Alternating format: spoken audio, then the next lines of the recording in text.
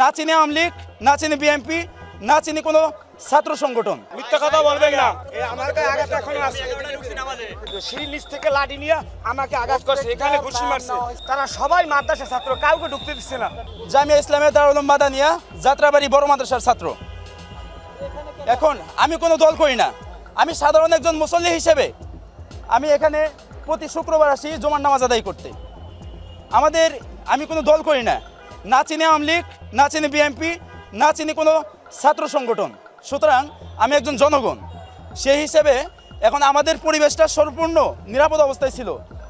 বারান্দায় কেউ নামাজ পড়ছে এবং সিঁড়িতে কেউ হাঁটাহাঁটি করছে, এরকম একটা শান্ত পরিবেশ। আমাদের ইতিপূর্বে যে আমাদের ইমাম সাহেব ছিলেন, তিনি হইল গহরডাঙ্গা মাদ্রাসার রুহুল আমিন সাহেব। তো রুহুল আমিন সাহেব ইতিপূর্বেও আমাদের এখানে নামাজ পড়িয়েছেন এবং তিনি এখানকার প্রধান। কিন্তু এই শান্ত পরিবেশটাকে তারা উশৃঙ্খল বানিয়ে ফেলে মুহূর্তের মধ্যে। কারা এসে আমাদের উপর হামলা চালায় আমরা সঠিক বুঝে উঠতে পারি না। আমি এটা বলতেছি, হ্যাঁ বলতেছি, যখন আতর্কিতভাবে হামলা চালায় আমাদের উপর আমরা বুঝে উঠতে পারি না, তখন আমাদের মধ্যে থেকে একজন ছাত্র দাঁড়িয়ে, তখন আমাদের মাদ্রাসার একজন ছাত্র দাঁড়িয়ে বলে, এই আমাদের ইমাম সাহেবকে তোমরা বসিয়ে তোমরা কি শুরু করেছো? আমাদের ইমাম সাহেব তারা তাকে বসিয়ে দিয়েছে এবং তারা যে আনকমন একজন লোক এনেছে, সুতরাং আমরা তাকে চিনি না, ইতিপূর্বে দেখেও নি। তারা আনকমন একজন লোক। এতদিন কোথায় ছিল? হ্যাঁ, এতদিন কোথায় ছিল? না, আমাদের ইমাম সাহেব তো প্রতি শুক্রবারে পড়ায়। শুরু থেকে ছিলাম, আপনি তো ভুল বলছেন।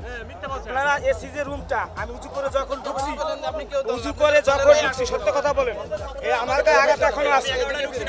আমার গায়ে এখনো আঘাত আছে। মিথ্যা কথা বলবেন না। শুনেন, আমাকে বলতে দেন, শুনেন। বলবেন আপনি চলে যান, একটু কথা বলেন, আমার কথা শুনেন। চলে যান, মিথ্যা কথা বলেন। যখন আজান দিছে, আমি ভিতরে ছিলাম, আমি 11টায় আসছি।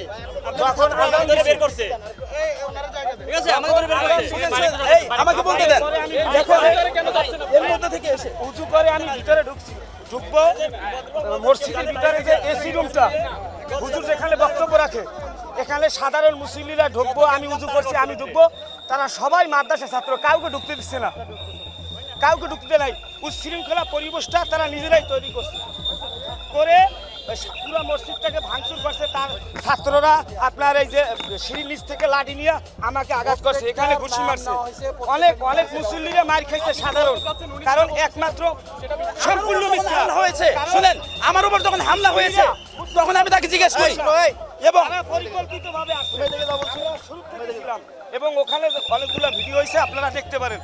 পরিকল্পিতভাবে কাজটা করছে।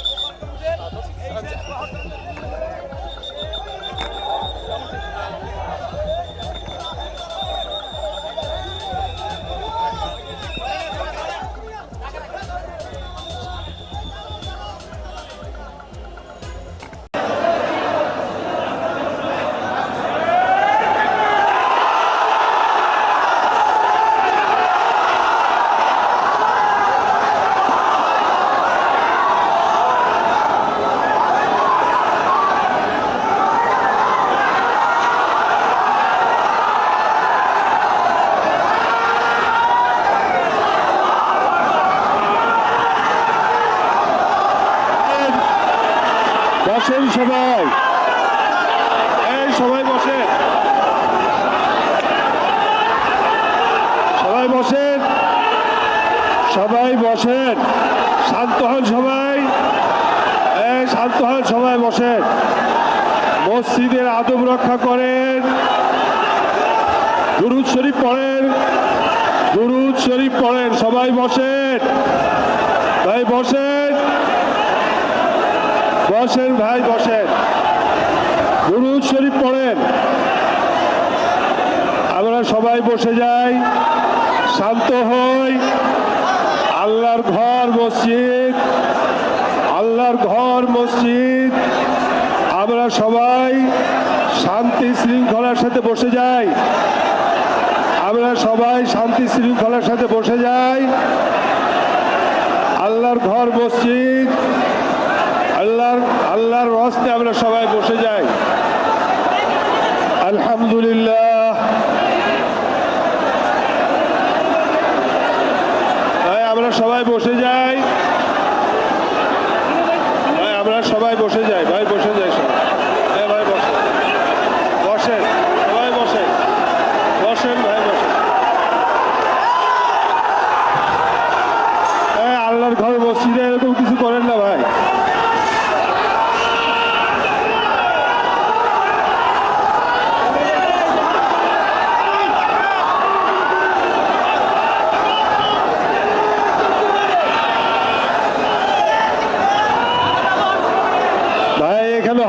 করবেন না, আপনারা বসেন, বসেন আপনারা ভাই, বসেন ভাই, বসেন আপনারা।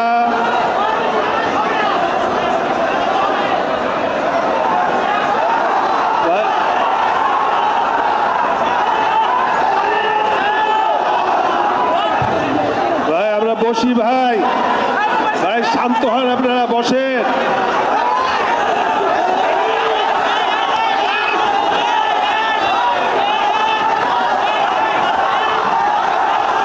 ভাই হট্টগোল করেন না ভাই, আপনারা সবাই শান্ত হয়ে বসেন, শান্ত হন, আপনারা সবাই শান্ত হন ভাই, মসজিদের আদব রক্ষা করেন।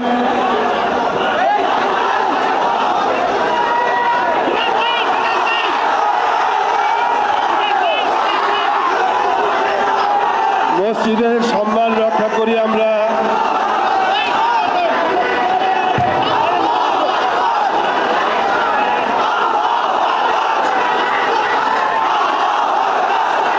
কিছু ভাইরা আমার কাছে গিয়ে জুমার নামাজের আগে আমাকে মেসেজ দিছে, আমাদের অফিস থেকে। ভাই আমরা বসি ভাই, ভাই আমরা বসি ভাই, আমরা সবাই বসে যাই, শান্ত হই।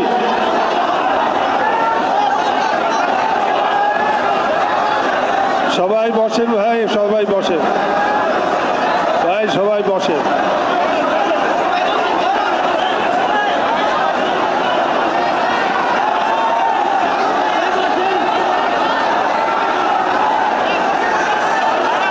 বসেন ভাই, সবাই বসেন।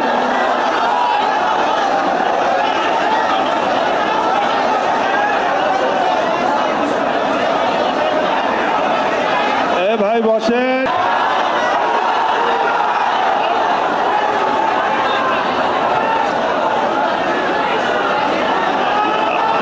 আল্লাহ তাবারক ওয়া তাআলা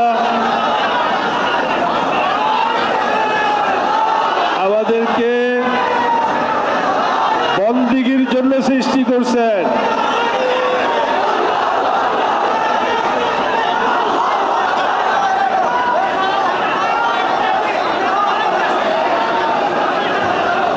এখানে আমরা সাধারণ মানুষ সবাই আসি নামাজ পড়তে।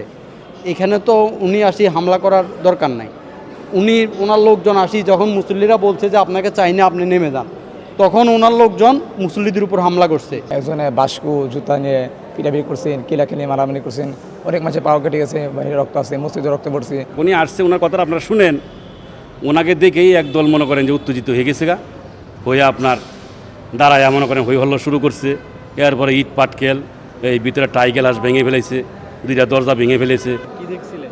এখানে দেখছি যেটা প্রথমে মাওলানা সাদ সাহেবের সায়েদ গ্রুপের মানে যিনি গত শুক্রবারও নামাজ পড়াইছিল, উনি আসতে যথারীতি মুসল্লিরাও ছিল নামাজে। উনি বয়ান শুরু করার 5 থেকে 6 মিনিট পরে, 6-7 মিনিট পরে আগের যে ইমাম ছিল রুহুল আমিন, সবাই বলছে উনি পালিয়ে গেছে। উনি পালিয়ে গেছে কিনা সেটা আসলে তাদেরকে পালিয়ে গেছে মনে হয়। উনি আবার ওনার প্রায় অনেক ছাত্র নিয়ে, 6-700 মতো ছাত্র নিয়ে উনি আসি আগের ইমামকে ধাক্কা দিয়ে মানে মিম্বার থেকে ফালাই দিছে। ফালাইয়ে তারপরে উনি উঠে বয়ান শুরু করছে। এর মধ্যে আবার উনি চলে গেছে সাদের গ্রুপ, যে পুলিশের কাছে মনে হয় আইনশৃঙ্খলা রক্ষাকারী বাহিনীর কাছে বলছে যেভাবে। এরপরে আবার আসছে, আবার এর মধ্যে হামলা চলছে, মুসল্লিদেরকে আহত করছে, হাতে শিকল বাঁধে গ্লাস ভাঙচুর করছে। মুসল্লিরা যারাই বাধা দিছে বলছে যে আপনি নেমে যান, আপনারে আমরা চাই না। ভাঙচুর করছে রুহুল আমিনের লোকজন। রুহুল আমিন যে আগের ইমাম সাহেব ছিল, উনি আসলে প্রধানমন্ত্রীর দালাল তো সেটাও জানি না। উনি যদি সত্যিই পালায় না যায় থাকে তাহলে উনি এতদিন কই ছিল? উনি এতদিন আসে নাই কেন? আজকে 2 মাসের মতো সরকার পতন হয়েছে, আজকে 2 মাসের মতো হয়ে গেছে। উনি এতদিন কোথায় ছিল? একটা মানুষ তো 2 মাস ছুটিতে থাকে না, বলে যে 2 মাস উনি ছুটিতে ছিল। আসলে তো 2 মাস কোনো ইমাম সাহেব ছুটিতে থাকার প্রশ্নেই আসে না। উনি অবশ্যই পালাই গেছে। তো উনি আচ্ছা পালাই দেয় না, ছুটিতে থাকলেও উনি 600-700 পোলাপান নিয়ে কেন মসজিদে আসবে? আমাদের সবার প্রশ্ন হয়েছে, এটা তো একটা ঘর, এটা আল্লাহর ঘর। এখানে আমরা সাধারণ মানুষ সবাই আসি নামাজ পড়তে। এখানে তো উনি আসি হামলা করার দরকার নাই। ওনার লোকজন আসি যখন মুসল্লিরা বলছে যে আপনাকে চাই না, আপনি নেমে যান, তখন ওনার লোকজন মুসল্লিদের উপর হামলা করছে। তখন দেখেন, আপনারা দেখতেছেন সব জানলা টানলা এসি টেসি সব ভাঙচুর করছে, অনেক মুসল্লিকে আহত করছে, অনেকের মুখে ইয়ে করছে, শিকল দিয়ে মারছে, হাত টাত কাটা গেছে, হামলা করছে। এরা তো আগেভাবে প্রস্তুতি নিয়ে আসছে এবং লাঠি ছোটা বাসও ছিল, বাস টাস নিয়ে আসছে।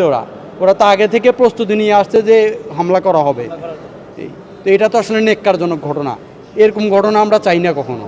এটা তো ইসরায়েল ফিলিস্তিনি হয়, এটা আমরা চাই একটা সুস্থ তদন্ত হোক, এটার একটা সুস্থ বিচার হোক। আমরা আজানের আগে আমরা এই মসজিদের মাঝখানে বসে আছিলাম, তখন আমার সাথে দুজন মুসল্লি আছেন, আমার ভাই। তখন আমরা দেখলাম হুজুরে আজানে 5 মিনিট আগের থেকে বয়ান শুরু করছে, দরুদ শরীফ পড়তেছে, কিছু দোয়া সোয়া পড়তেছেন। তো হঠাৎ আজান দিল, হুজুর সাহেব মানে বয়ান অফ করলেন। তখন আবার আজান শেষ হওয়ার পরে বয়ান শুরু করলেন, তখনই আগের এই কতিবটা চলে আসেন। তখন চলে আসার পরে একজন মুসল্লি উঠে বললেন যে হুজুর, আমরা আগের কতিব সাহেব আইসে গেছে, আপনি উঠে দেন। পরে ওটা ওনাকে নামানো হয়েছে আর কি, ওনাকে নামানো হয়েছে। পরে উনি আগের ইমাম সাহেব কতিব সাহেব মেম্বারে উঠছেন।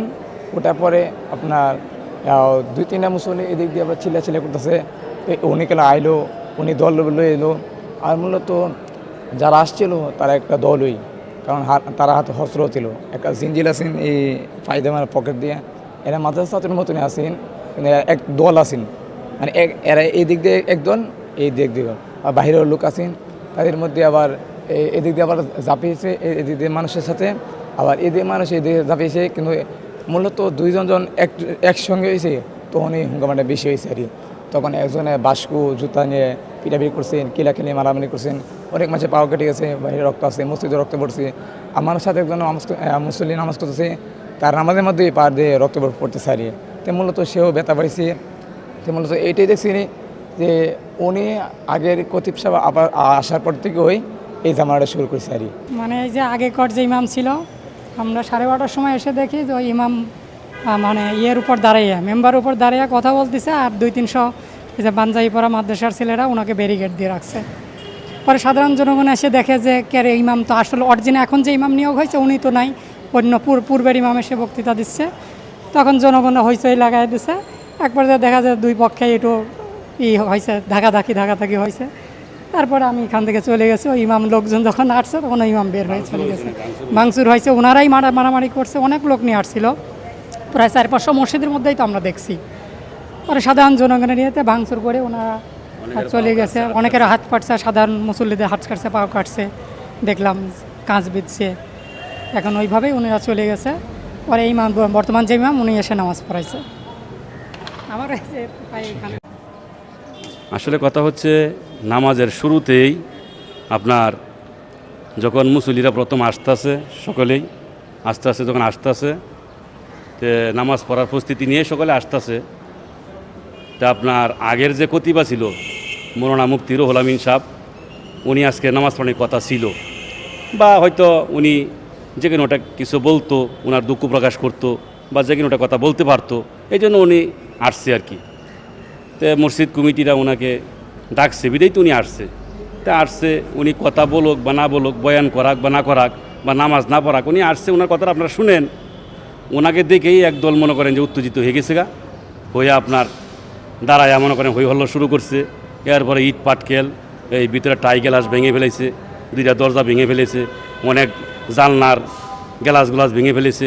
তারপরে আপনার এদিকে ইট পাটকেল মারছে, ভাঙ্গা গ্লাসগুলো এদিকে আপনার ছড়াইয়া মারছে, এই দেখেন রক্ত, অনেক জায়গায় রক্ত, মানুষ দৌড়ে গেছে। আপনার অনেকের পাও কেটে গেছে, মাথা ফেটে গেছে, অনেকের পেট কেটে গেছে, এরকম ওই যে অনেক জায়গায় সিঁড়ি ভিতরে দেখবেন আমরা রক্ত অনেক জায়গায় রক্ত মাখা, অনেক লোক মাথায় আপনার আঘাত পাইছে, হাতে আঘাত পাইছে, পেটে আঘাত পাইছে। তা আমি এখানে দাঁড়ানো ছিলাম, আমি আতর বিক্রি করি, তা আমি গেছি আবার নিচে। তা আবার পরবর্তীতে শান্ত হইলে আবার আসলে তো আগের ইমাম উনি চলে গেছে, আর বর্তমান যে কতিব সাহেব উনি নামাজ পড়াইছে, এই আর কি। আর পরে পুলিশ, সেনাবাহিনী ওনারা আইসা এটা আপনার সবাইকে থামাইছে।